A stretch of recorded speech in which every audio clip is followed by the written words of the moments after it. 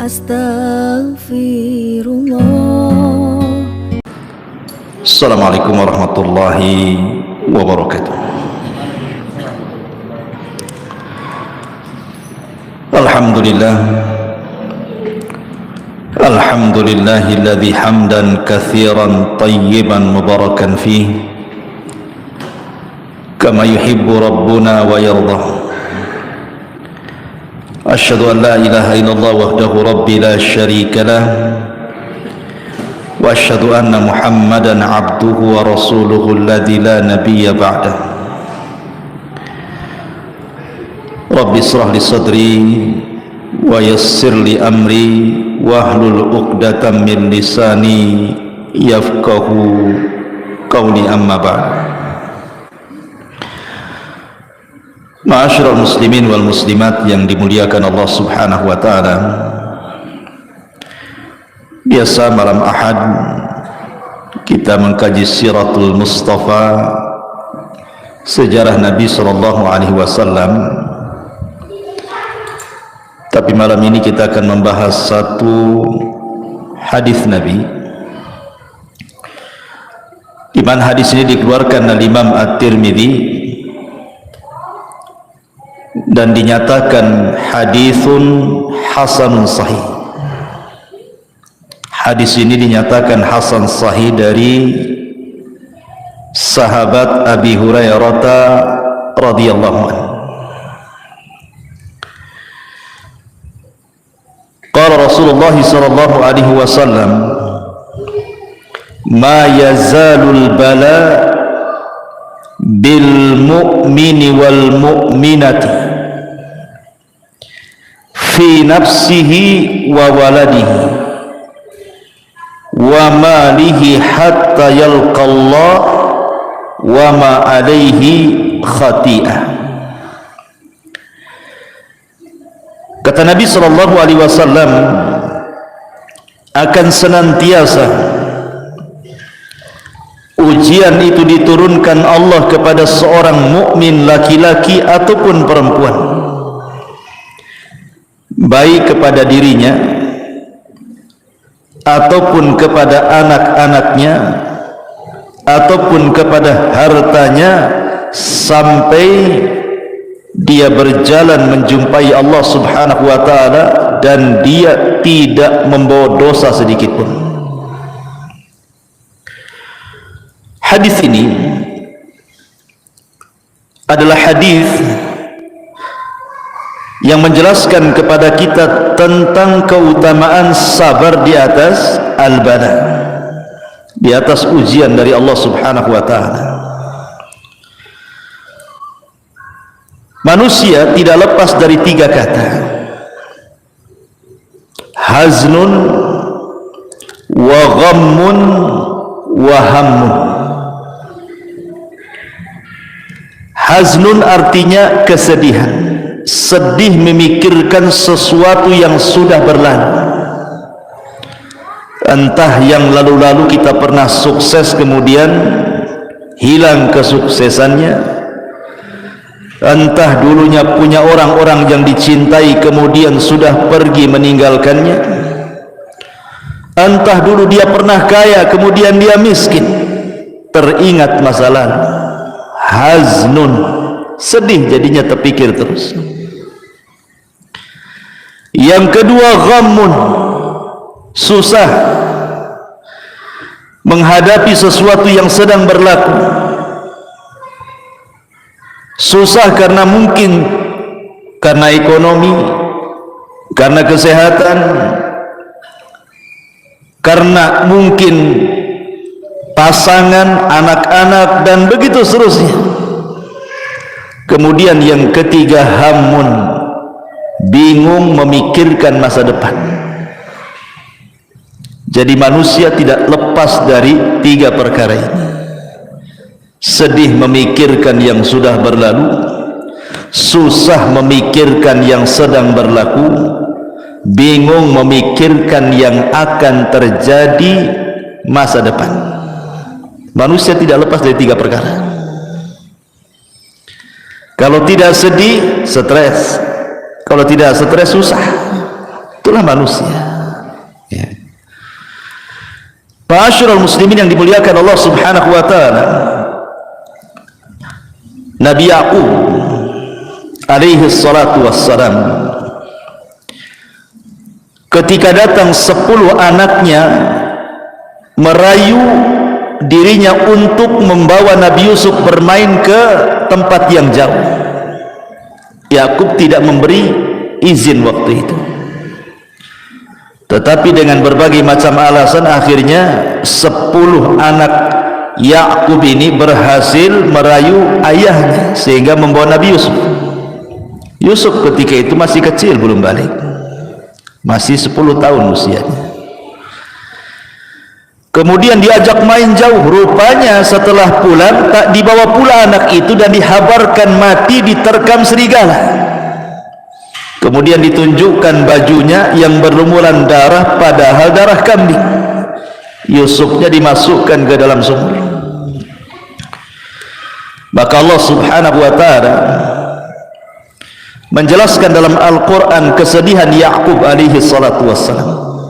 Sedih luar biasa, sampai Allah katakan bahwa air mata yang keluar daripada kedua mata Nabi Ya'qub itu sudah tidak bening lagi, tetapi yang keluar itu air mata berwarna putih.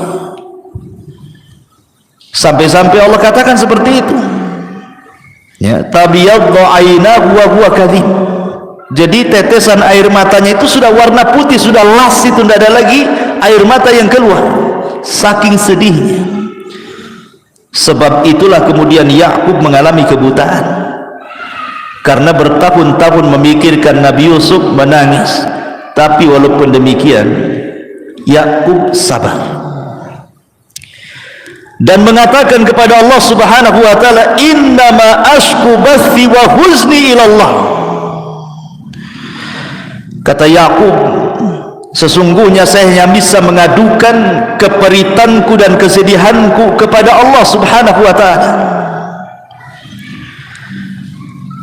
Karena kesabaran dan doa Nabi Ya'qub bertahun-tahun, akhirnya Allah pertemukan juga Ya'qub dengan putranya Yusuf. Bahkan dalam kisah Israiliyat, kesedihan Ya'qub ini sampai Allah utus malaikat Jibril dan mengatakan, ya Ya'qub, kalau seandainya putramu Yusuf itu mati, pasti Allah akan hidupkan kembali, untuk menghibur Nabi Ya'qub. Terkadang kesedihan itu melanda kepada seorang nabi, tetapi yang kita contoh bukan kesedihannya, bagaimana dia menghadapi kesedihannya, sabar dan terus mengadukan kepada Allah Subhanahu wa taala. Karena begini, ma'asyiral muslimin, kalau kita lihat di masyarakat, ada orang-orang yang tidak tahan apabila ditimpa musibah, contoh umpamanya sakit yang berkepanjangan, setahun tak sembuh, 2 tahun tak sembuh, 10 tahun tak sembuh. Akhirnya apa? Merasa merepotkan orang lain, dia pun berangan-angan ingin mati pula dia. Banyak orang kayak gitu. Daripada saya merepotkan orang, mati sajalah. Atau mungkin orang yang dicintainya mati, dia punya anak si mata wayang mati, dia pun ingin mati juga. Ada juga yang seperti itu tuh. Padahal ketika pamannya Nabi SAW, Abbas ibn Abdul Muttalib, detik-detik wafatnya itu sedang sakit parah. Abbas itu sedang sakit parah. Nabi berusaha untuk menghibur di sampingnya. Kemudian Abbas karena tidak tahan, dia mengucapkan sesuatu dan Rasul mendengarnya. Apa ucapan Abbas itu? Sesungguhnya aku ingin mati lebih cepat. Maka Nabi SAW mengatakan kepada Abbas, ya ammi, la tatamannayanna ahadakumul maut. Tidak boleh salah seorang di antara kalian berangan-angan untuk mati. Rasul mengatakan kepada Abbas, tidak boleh. seorang itu berangan-angan ingin mati, tidak boleh. Bidhurrin asabahu, dengan madarat apapun yang menimpanya, tidak boleh, dilarang, haram seorang pengen mati itu. Apa alasannya? Kata Nabi, imma muhsinan fala'allahu yazdad wa imma musian fala'allahu yasta'tib. Rasul menasihati pamannya Abbas, kenapa engkau tidak boleh berangan-angan ingin mati wahai ammi pamanku? Boleh jadi kalau Allah berikan umur yang panjang, tiba-tiba engkau berbuat baik, kau bisa menambah pahala. Atau mungkin engkau meninggalkan dosa, kemudian Allah beri panjang usia, itulah kesempatan tobat. Inilah kenapa kita dilarang, tidak boleh menginginkan kematian, karena dua perkara. Yang pertama, boleh jadi kalau seandainya kita tidak jadi mati, kita bisa menambah amal soleh sehingga menambah pahala, sehingga lebih banyak lagi bekal yang akan kita bawa kepada Allah.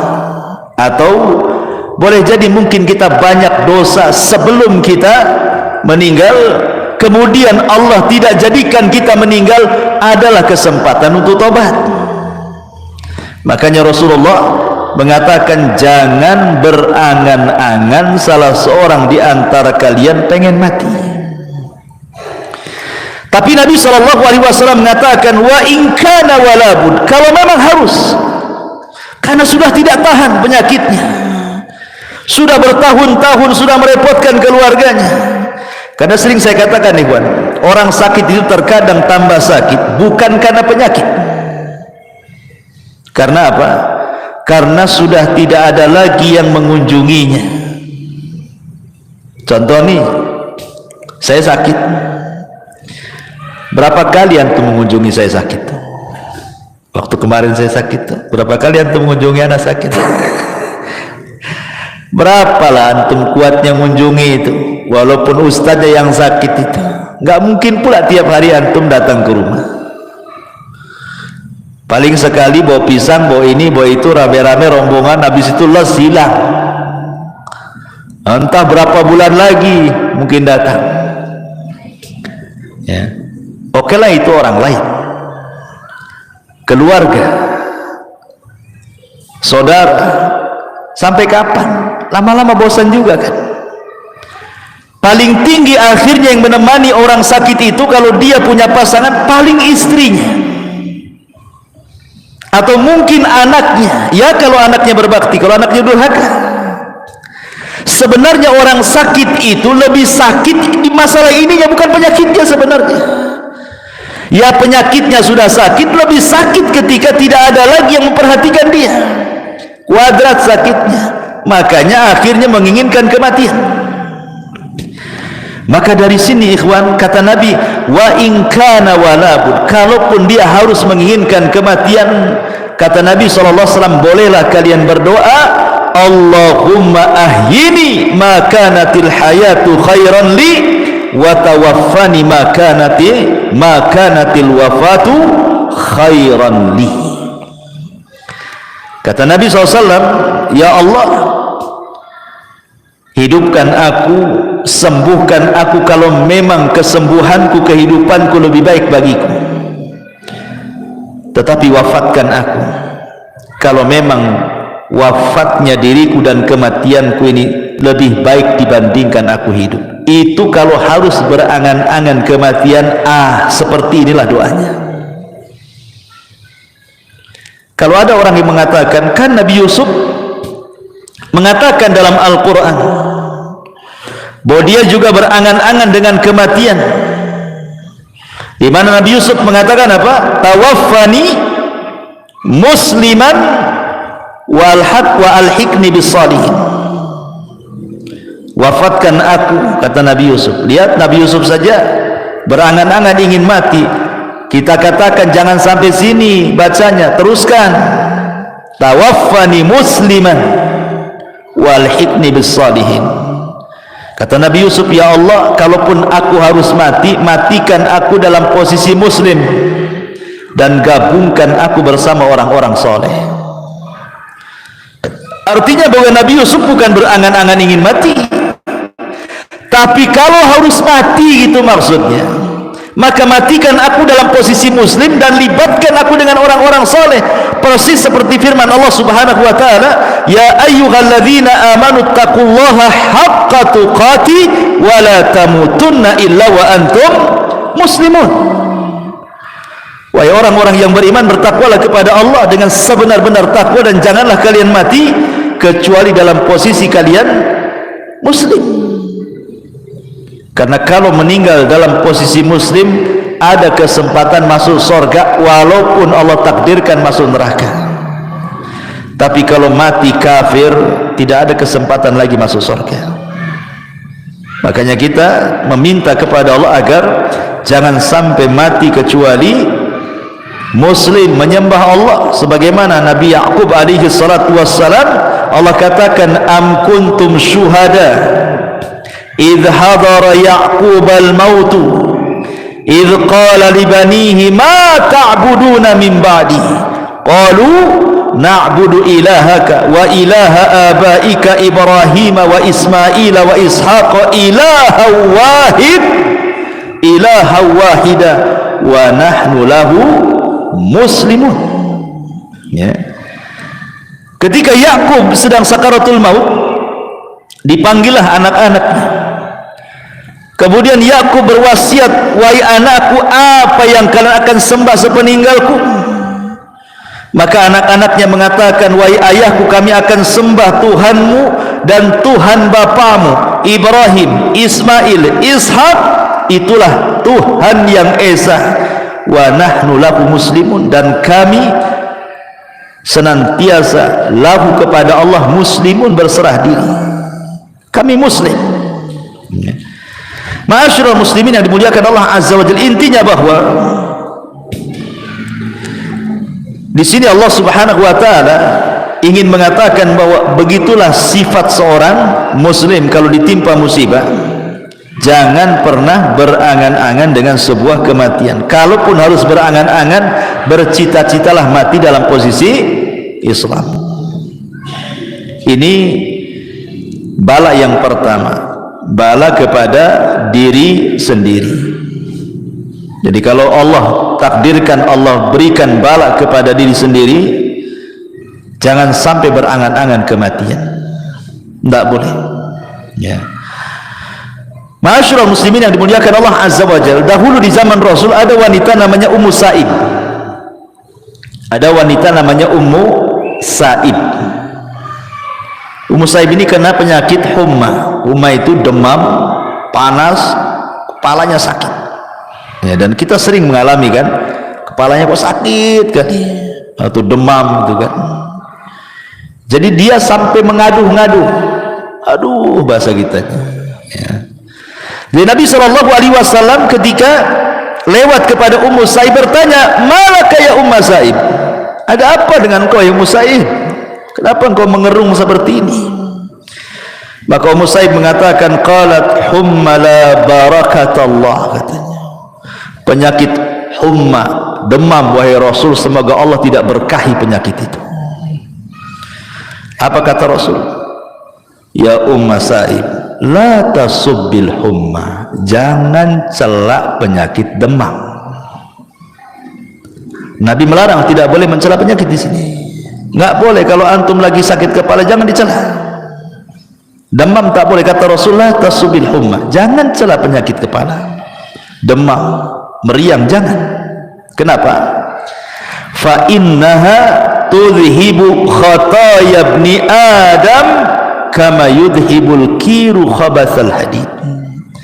Karena penyakit demam, meriang, sakit kepala itu bisa menghilangkan kesalahan-kesalahan anak Adam seperti api bisa menghilangkan karat besi. Kan banyak di antara kita ini mencela penyakit, saking keras sampai ditepuk-tepuk tuh kepala tuh.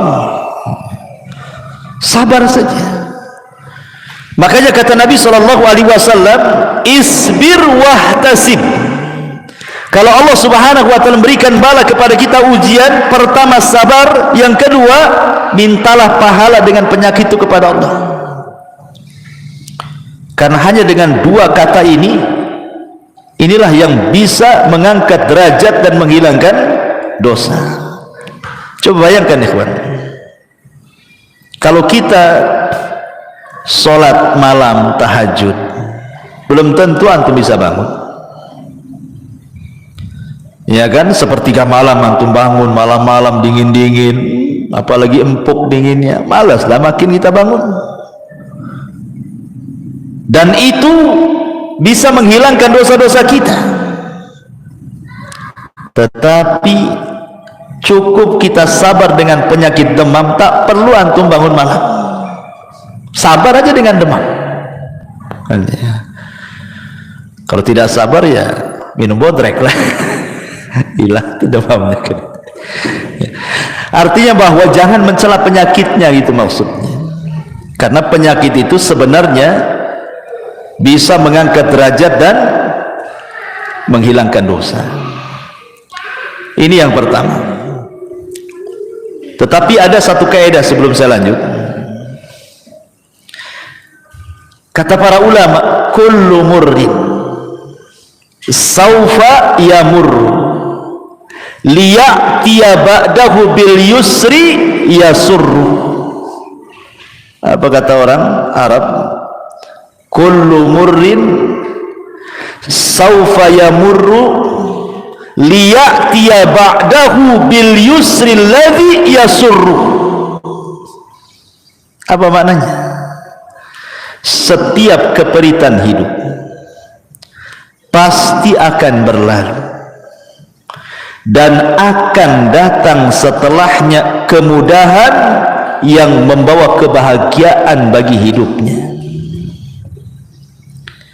Tidak mungkin Allah subhanahu wa ta'ala ikhwan, kalau menimpakan sebuah musibah, entah penyakit, entah yang lainnya, sakit terus dari awal sampai akhir, tidak, pasti ada sembuhnya juga.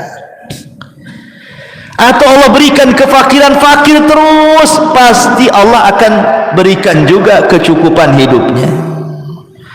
Karena Allah yang mengatakan wa tilkal ayyam nudawiluha bainan nas, namanya hari-hari kan diputarkan ikhwan. Makanya sering saya katakan, saya, anda, siapapun, pasti dalam hidup kita mengalami kesulitan yang rasanya kita tidak bisa keluar dari kesulitan itu. Kiamatlah sudah. Tapi seiringnya waktu, sudah lupalah keperitan yang pernah antum rasakan dulu itu. Sekarang antum bisa tersenyum, tertawa, bahkan tak ingat pun keperitan yang sudah antum lalui dulu. Siapa yang menghilangkan kalau bukan karena Allah? Karena setiap kesulitan itu Allah datangkan dua kemudahan. Inna ma'al usri yusra. Inna ma'al usri yusra. Ketika Allah menyebutkan kalimat al-usri menggunakan alif lam. Ketika Allah menyebutkan yusran, Allah nakirahkan. Maknanya apa? Al-usri ketika dibuat alif lam berarti usri yang pertama adalah usri yang kedua. Tetapi ketika Allah mengatakan yusran menggunakan nakirah, menggunakan tanwin tanpa alif lam, nakirah itu tufidul umum, berarti kemudahan yang pertama bukan kemudahan yang kedua. Kesulitan yang pertama adalah kesulitan yang kedua. Maknanya setiap kesulitan Allah datangkan dua kemudahan, tiga kemudahan, empat kemudahan, dan begitu seterusnya. Karena Allah tidak mungkin membebankan sesuatu kecuali yang bisa dipikul oleh hambanya. Tidak mungkin, Allah tidak pernah zalim. Menimpakan musibah itu berlebihan di luar batas manusia, itu mustahil ikhwan. Kita saja yang merasa bahwa Allah sudah melebihkan musibahnya karena dia tidak mau menghadapinya. Sebenarnya tidak ada persoalan kalau dihadapi itu mudah sebenarnya. Terkadang ada orang yang terkalahkan sebelum perang, sehingga merasa bos, rasanya benang ini kusut semua, rasanya air ini keruh semua. Tidak ada air keruh kecuali bisa dijernihkan. Tidak ada benang kusut kecuali bisa diluruskan. Karena Allah yang membuat masalah, Allah yang mengangkatnya. Minta kepada Allah ya. Kemudian yang kedua, kata Nabi SAW, wa waladihi. Terkadang Allah memberikan musibah itu, ujian itu dari anak. Ya. Seperti umpamanya di zaman Nabi SAW ada seorang sahabat bawa anak kecil, ya usianya 5 tahun 6 tahun, lucu-lucunya digendong bapaknya, hadir di majelis Nabi. Jadi terkadang dicium-cium lah anaknya, kayak kita lah bawa anak kecil kan, kadang lari sana kemudian nempel lagi, kita cium lagi, sedang ngaji, namanya anak-anak kan begitu. Jadi Nabi heran, kata Nabi SAW, atuhibbuhu ya fulan, kau suka ya, kau cinta dengan anak? Maka orang ini mengatakan, ya Rasulullah, ahabbaqallahu kama uhibbuhu. Sebagaimana Allah fitrahkan kepadaku, aku mencintai engkau, begitulah kecintaanku kepada anakku ini. Setelah beberapa hari, orang yang bawa anak, yang mencium-cium anaknya di majelis Nabi, yang sangat mencintai anaknya sama dengan mencintai Rasul itu, nggak pernah hadir lagi. Jadi Nabi bertanyalah, mana fulan, aina fulan, mana fulan itu yang kemarin bawa anak itu, kok nggak pernah hadir lagi, kemana dia?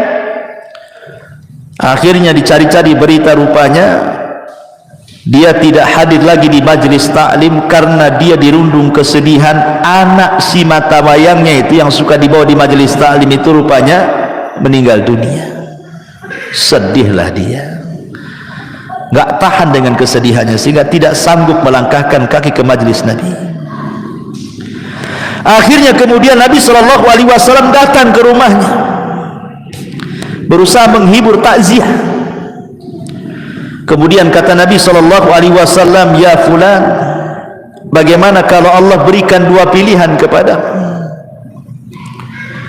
Allah hidupkan anakmu, wa tumatti' bihi, dan engkau bersenang-senang dengan anakmu di dunia, atau kata Nabi SAW,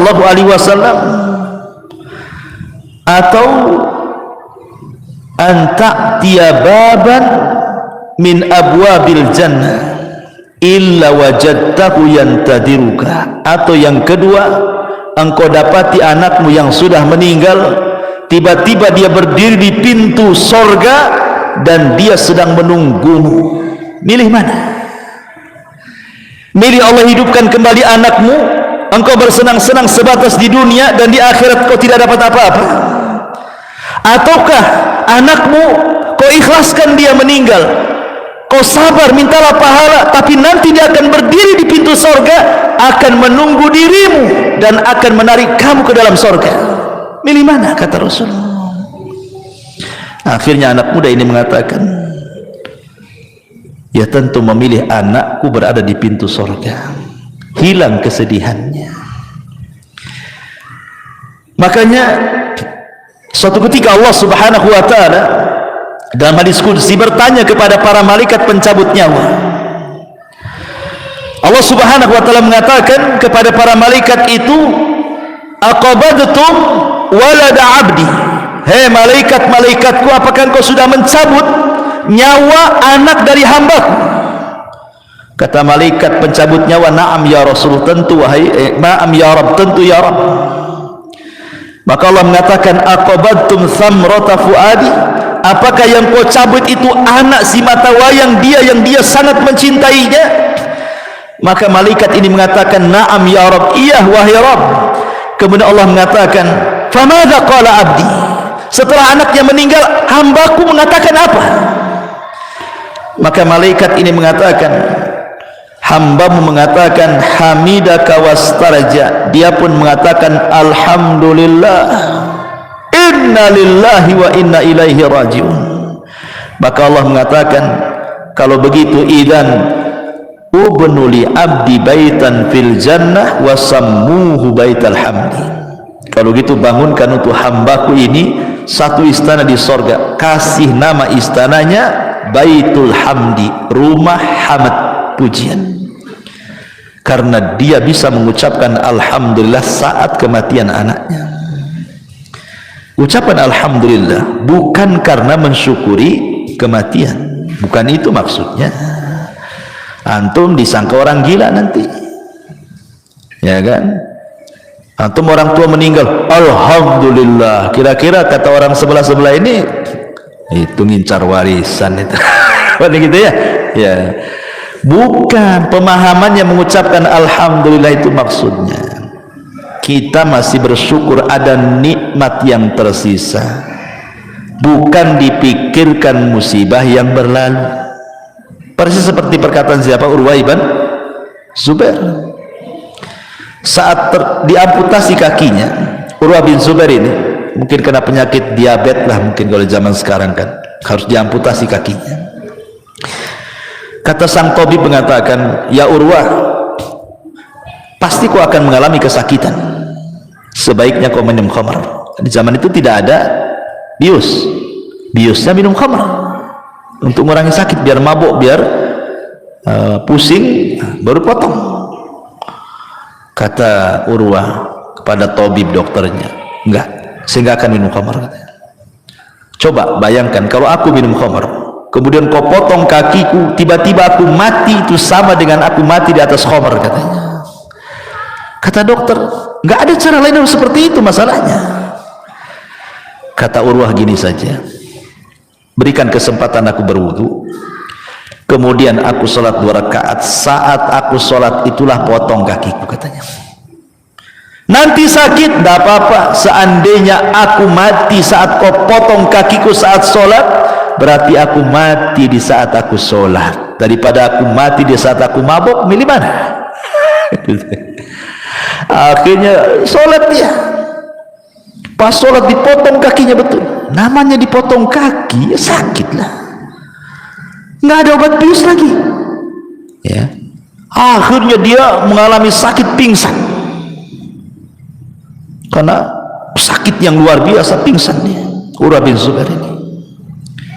Kemudian sang dokter pun berusaha kemudian menyadarkan Urwah bin Zubair. Subhanallah, Allah masih selamatkan dia. Siuman. Saat siuman itu datang pula kabar yang kedua, anaknya meninggal. Barusan dipotong kakinya, setelah itu anaknya pula meninggal. Makanya sering saya katakan, ikhwan, terkadang Allah memberikan musibah itu ada yang sifatnya beruntun tuh. Satu belum selesai datang yang lain, satu belum selesai datang pula yang lain lagi. Makanya penting kesabaran. Tapi Urwah mengatakan, alhamdulillah summa alhamdulillah, katanya. Aku mengucapkan alhamdulillah karena telah terpotong kakiku, dan aku mengucap alhamdulillah karena kematian anakku, katanya. Tabib heran, kenapa dia mengatakan alhamdulillah. Kemudian dikatakan, kenapa engkau mengucap alhamdulillah wahai Urwah? Kata Urwah, kau tidak lihat badanku, katanya. Aku punya tangan 2, punya kaki 2. Kalau baru dipotong 1, masih ada 3, katanya. Alhamdulillah masih ada 3, katanya. Kan itu. Anakku berapa? 6. Kalau tinggal 1, masih ada 5. Alhamdulillah masih ada 5. Jadi dia bersyukur bukan karena kematian, tetapi karena nikmat yang tersisa, gitu maksudnya. Dia masih mengucapkan alhamdulillah. Adapun kemudian kepada musibah yang sedang melanda dia, dia mengatakan inna lillahi wa inna ilaihi raji'un. Jadi inna lillahi untuk musibahnya, alhamdulillah untuk nikmat yang tersisanya. Dan itulah tingkatan redha paling tinggi. Kalau antum bisa mengucapkan alhamdulillah, inna lillahi wa inna ilaihi raji'un, ini redha paling tinggi. Karena manusia menghadapi musibah itu kan ada 4 macam. Sering saya ulang-ulang. Pertama, ada orang yang tasakhut. Tasakhut itu apa? Tidak redha dengan hatinya, asik moring-moring, marah-marah saja dengan musibahnya. Asik saya terus, ya Allah, kenapa saya terus ditimpa penyakit? Kenapa orang sehat-sehat saja? Kenapa anakku terus yang sakit? Kenapa anak orang sehat? Kenapa usahaku masih gulung tikar? Kenapa usaha orang masih makin maju saja? Allah disalah-salahkan dia. Ini namanya tasakhut, ya. Ini seburuk-buruk manusia, tidak bersyukur. Yang kedua, pura-pura sabar, diam saja. Tapi kalau diajak ngobrol keluar semua isinya. Ya, kalau disenggol sedikit keluar semua isinya. Kemudian lah itu, tapi masih mendingan lah yang kedua ini dibandingkan yang pertama kan, karena dia tidak tasabut, mulutnya dia diam saja, cuman hatinya berontak, tidak rela. Mulutnya bisa sabar, diam. Ya. Kemudian yang ketiga betul-betul sabar dan rela, hatinya ikhlas, lisannya pun tidak menyalahkan siapapun. Kemudian yang keempat, bukan hanya rela, bukan hanya ikhlas, bukan hanya sabar, tapi dia bisa mengucapkan alhamdulillah. Oke, itu tingkat yang paling tinggi dalam rela. Ya. Kembali bahwa kalau seandainya Allah takdirkan anak kita meninggal, seharusnya apa? Bahagia. Karena anak kecil itu kalau meninggal, dia akan jadi syafaat bagi orang tuanya. Makanya dalam sebuah hadis, anak-anak yang meninggal itu, yang belum balik, maka dia akan menunggu di pintu surga. Kemudian Allah katakan, udkhulul jannah. Anak-anak, ngapain kau di pintu surga? Masuk, masuk, masuk, katanya. Jadi anak-anak kecil tuh banyak di pintu surga. Maksudnya anak-anak yang meninggal ketika belum balik. Tentu anak-anak orang-orang yang mukmin, yang muslim. Kalau anak kafir, kafir tidak bisa dapat syafaat. Ya. Jadi anak-anak itu di pintu-pintu surga Allah mengatakan, udkhulul jannah, masuk kalian ke dalam surga. Tiba-tiba anak-anak itu mengatakan, la ya Rabb, hatta yadkhulu abauna wa ummahatuna. Tidak ya Rabb, sampai kami bawa bapak-bapak kami dan ibu-ibu kami. Enggak mau masuk anak-anak itu. Ya. Kemudian Allah katakan lagi seperti itu, tetap jawabannya seperti itu sampai 3 kali. Akhirnya Allah mengatakan, udkhulul jannah antum wa abaukum wa ummahatukum, katanya. Ya sudah, kalau gitu masuk ke surga, ajak bapak ibu masukkan sekalian, katanya. Subhanallah. Ya. Jadi Allah Subhanahu wa taala kalau takdirkan ada ujian kepada anak kita meninggal dunia, maka sabarlah dan ihtisablah mengharap pahala Allah. Bukankah Nabi SAW diuji juga kan, anaknya meninggal kan? Qasim meninggal di waktu bayi, Abdullah meninggal di waktu bayi, Ibrahim pula meninggal di waktu bayi. Tiga-tiganya putra Nabi meninggal di waktu bayi. Kemudian yang terakhir, kata Nabi SAW, ujian kepada diri, ujian kepada anak, ujian kepada harta. Terkadang ada orang itu diuji dengan kefakiran, hartanya diludeskan, fakir dia. Dan ini juga terkadang membuat stres manusia kan. Jangankan lagi orang memang nggak pernah kaya, orang kaya fakir saja kepikiran. Tetapi di sini dari sisi akidahnya, ikhwan, sebelum saya jelaskan yang ketiga, ada sisi akidah yang penting. Ada di antara manusia ketika diberikan ujian yang berat oleh Allah Azza wa Jalla tidak sabar, akhirnya kemudian apa? Mengadu nasib. Kemana? Ke dukun. Ada orang tidak tahan sakit karena sudah lama sakit. Kemudian adalah bisikan dari tetangganya, oh datanglah ke itu paranormal tuh, itu bisa nyembuhkan loh, udah banyak terbukti. Setan datang. Akhirnya menggoda, walaupun di awalnya muwahhid pun tergoda juga. Karena nggak tahan sakit, gak apalah, bawalah ke dukun, yang penting sembuh. Nah, itu kan banyak yang seperti itu. Karena kalau orang sudah sakit parah, sudah merasa menyusahkan orang, dia akan berusaha mencari jalan apapun caranya. Karena biasanya orang yang sakit seperti ini, setan lebih dekat dibandingkan malaikat. Ataupun orang-orang yang bangkrut usahanya, orang-orang yang gulung tikar, orang-orang yang miskin, orang-orang yang lemah iman, mereka mengadu nasib kepada siapa? Datang ke paranormal. Ikhwan, sering saya katakan, manusia itu punya alam sendiri, jin dan syaitan punya alam sendiri, binatang punya alam sendiri. Kita tahu bahwa dukun itu kerjasama dengan alam jin. alam setan. Ya. Dan tidak ketemu alam-alam ini, antara alam jin, alam manusia dengan alam binatang itu nggak akan ketemu. Bagaimanapun antum lintas alam nggak akan ketemu. Contoh, kita lihat di YouTube ada harimau nerkam kijang. Karena itu mangsanya, makanannya langsung dikoyak dimakan. Antum mau lintas hewan, beli ayam di pasar nggak digoreng, langsung dimakan mentah-mentah. Bisa antum kayak gitu? Beda. Memang binatang seperti itu. Antum nggak mungkin lintas binatang niru-niru kan? Ya. Sebagaimana binatang punya alam sendiri, memang dia caranya begitu makannya. Kita beda lah. Nggak bisa kita harus rajang bawang dulu, bawang merah, bawang putih, bawang apa, jadilah dia gulai, jadi tengkleng, jadi macam-macam ya kan. Beda ya. Karena harimau pun dikasih tengkleng belum tentu mau, apalagi banyak mericanya di situ, bersin-bersin dia ya. Karena beda alamnya. Makanan kita nggak mau juga binatang itu makan, sebagaimana kita juga nggak mau niru binatang kan. Artinya alam mereka berbeda, alam kita sendiri, alam jin juga berbeda. Kenapa jin itu disebut jin? Karena jin itu tidak nampak, maka disebut jin. Kenapa tidak nampak? Supaya kita jangan ada komunikasi. Kenapa tidak boleh berkomunikasi? Karena tidak akan nyambung dengan kehidupan mereka. Lah, yang ingin saya katakan bahwa kita ini hidup di alam nyata. Maka yang nyata-nyata sajalah di depan kita.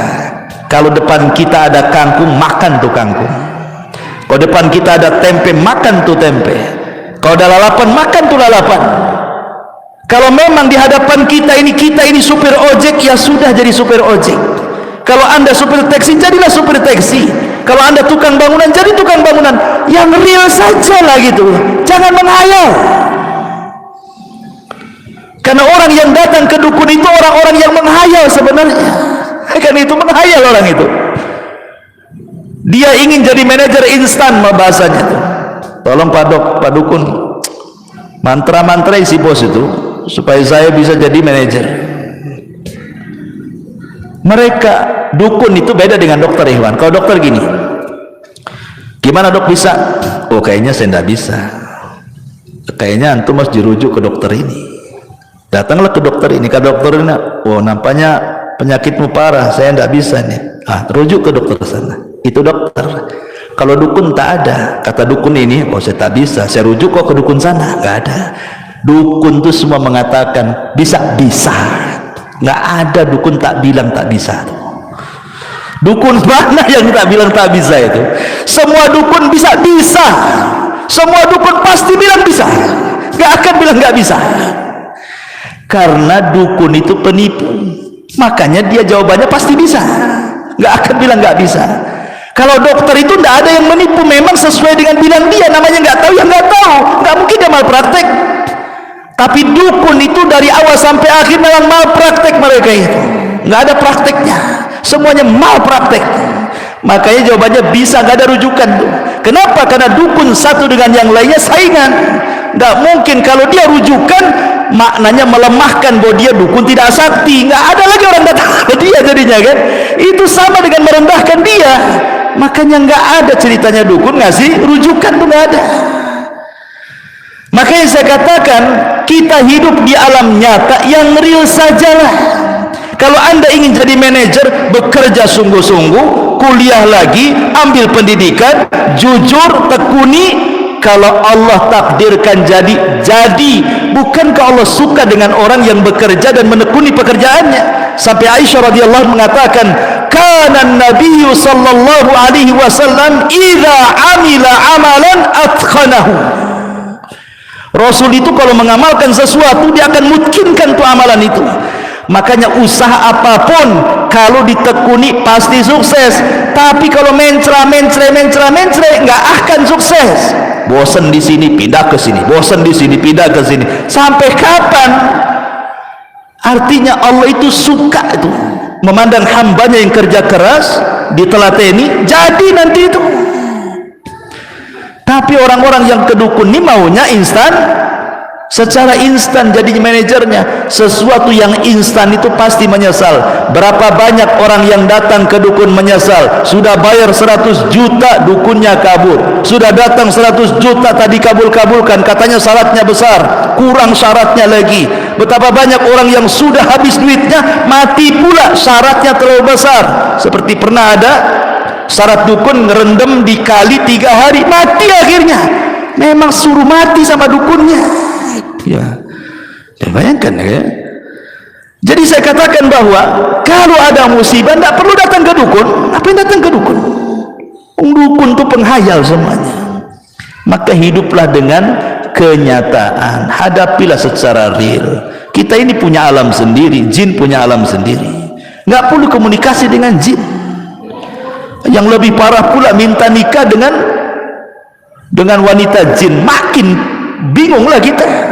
Secantik-cantiknya jin itu jelek.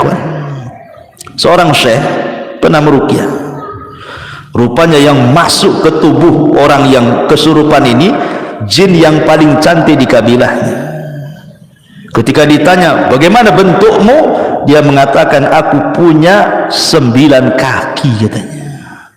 Itu jin yang paling cantik itu, kakinya 9. Kira-kira nih antum dijodohkan dengan model paling cantik, bukan jin, manusia, tapi kakinya 3, disebut cap kaki 3.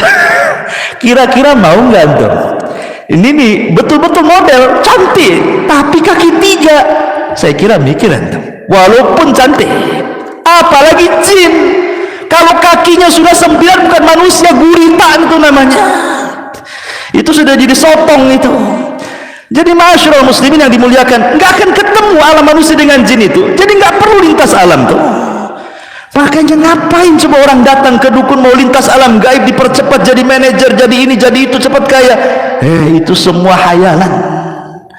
Makanya kalau saya katakan berbicara soal masalah ujian, musibah dan begitu seterusnya, hadapilah kenyataan yang ada di depan kita. Itulah hadapi kenyataan seperti itu. Kalau memang Allah takdirkan masih miskin, berdoa, bekerja, dan begitu. Tidak perlu datang ke sana kemari. Anda miskin datang ke dukun, makin miskin lah. Karena uangnya habis sama dukun kan, itu miskin kuadrat namanya. Ya. Baik. Jadi ujian yang ketiga adalah ujian kepada harta. Ujian harta ini 2, bisa kaya bisa miskin, dua-duanya ujian. Justru kaya itu ujian lebih berat lagi karena soalannya 2, dari mana kau dapat, kemana kau belanjakan. Kalau orang miskin mau ditanya dari mana kau dapat, kemana kau belanjakan, aku tak dapat, macam mana mau belanja katanya kan, nggak bisa dia. Kalau orang kaya sibuk dua-duanya tuh, dari mana, oh ya hasil ini hasil itu, kemana kan kau tuh, 2 soalan.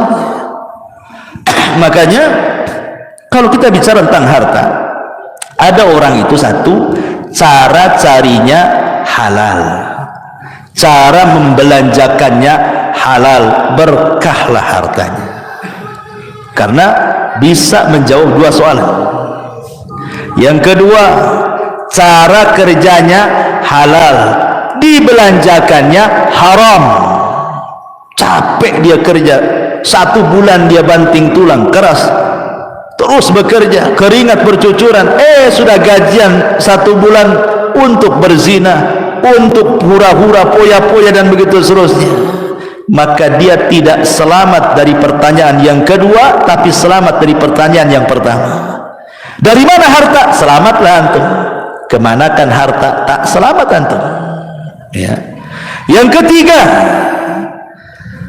caranya haram. Caranya haram, rampok, ya, mendustai orang, mengambil hak orang, tapi disumbangkan ke masjid, ke anak yatim. Berarti di sini yang membelanjakannya benar, ya kan? Caranya yang salah. Gimana ceritanya kalau yang seperti ini? Tetap dua-duanya ditanya. Dari mana dan kemana? Dua-duanya kena dia. Kenapa? Karena niat baik menyumbang itu tidak cukup. kalau cara dari awal itu salah. Kenapa? Innallaha thayyibun la yaqbalu illa thayyiba. Allah itu baik, tidak menerima kecuali yang baik. Tapi yang paling parah yang keempat, caranya sudah salah, dibelanjakan pula untuk yang salah. Dapat uang dari togel untuk masang togel ke togel namanya, ya kan? Itu kuadrat, ya kan? Atau dapat uang dari judi untuk berzina, untuk minum khamar, untuk ini. Udah nggak berkah tuh hidupnya, ya. Intinya ikhwatu fillah muliakan Allah azza wajalla. Sebelum saya tutup, sudah malam juga, ada firman Allah azza wajalla surah Zuhruf ayat 32. Allah mengatakan, ahum yaqsimuna rahmata rabbik nahnu qasamna bainahum ma'isyatahum fil hayatid dunya wa rafa'na ba'dahum fawqa ba'din darajat liyattakhidha ba'duhum ba'dan sukhriyah wa rahmatu rabbika khairun mimma yajma'un. Apakah mereka yang membagi-bagi rahmat Tuhanmu? Kamilah yang menentukan penghidupan mereka dalam kehidupan dunia, dan kami telah meninggikan sebagian mereka atas sebagian yang lain. Maksudnya ada kaya dan miskin. Untuk apa? Supaya sebagian mereka memanfaatkan sebagian yang lainnya. Kalau semua kaya, siapa yang mau bekerja? Orang kaya tak mau bekerja. Kalau semua miskin, tak ada yang mau bekerja juga. Mau gajinya pakai apa? Ketika ada orang kaya, ada orang miskin, berarti saling menghajatkan. Orang miskin butuh orang kaya untuk gajinya, orang kaya butuh orang miskin, butuh tenaganya. Disitulah saling memanfaatkan. Sehingga orang kaya tidak boleh sombong dengan kekayaannya, karena Anda berhajat kepada orang fakir. Orang fakir harus tetap tawadu, tidak perlu sombong juga, karena Anda juga butuh uang dari orang kaya. Artinya bahwa kaya miskin sama saja di sini, saling berhajatkan, membutuhkan satu dengan yang lainnya. Barulah stabil kehidupan manusia itu. Karena kata Allah subhanahu wa ta'ala, lau basatallahu rizqa li ibadihi labaghaw fil ardi. Ada sebagian hamba-hamba Allah, ikhwan, kalau Allah berikan kekayaan makin kufur dia. Tapi ada sebagian hamba-hamba Allah, kalau Allah miskinkan makin kufur dia. Jadi ada orang-orang yang terus dimiskinkan oleh Allah, ada orang-orang yang terus dikayakan oleh Allah. Hikmahnya apa? Karena ada sebagian hamba Allah yang Allah cintai ini, dia kaya, kalau dibuat miskin nanti dia kufur. Ada sebagian hamba Allah yang beriman, yang mencintai Allah itu, dia miskin, sengaja Allah miskinkan. Kalau dia kaya nanti dia kufur. Karena ada kaidah,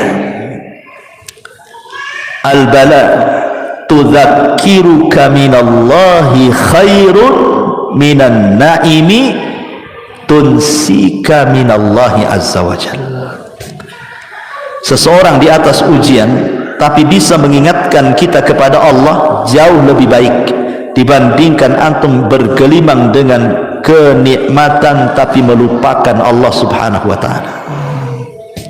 Catat ini, antum diberikan ujian oleh Allah, tapi dengan ujian itu mengingatkan antum kepada Allah, itu lebih baik dibandingkan antum di atas kenikmatan tetapi melupakan Allah subhanahu wa ta'ala. Jangan-jangan itu istidraj saja. Allah sengaja membiarkan sampai ketika antum lalai, Allah wafatkan antum tiba-tiba dan antum belum bertobat kepada Allah subhanahu wa ta'ala. Su'ul khatimah. Baik, saya kira ini saja. Subhanakallah bihamdika asyhadu an la ilaha illa anta astaghfiruka wa atubu ilaik. Allahu ta'ala alam. Assalamualaikum warahmatullahi wabarakatuh.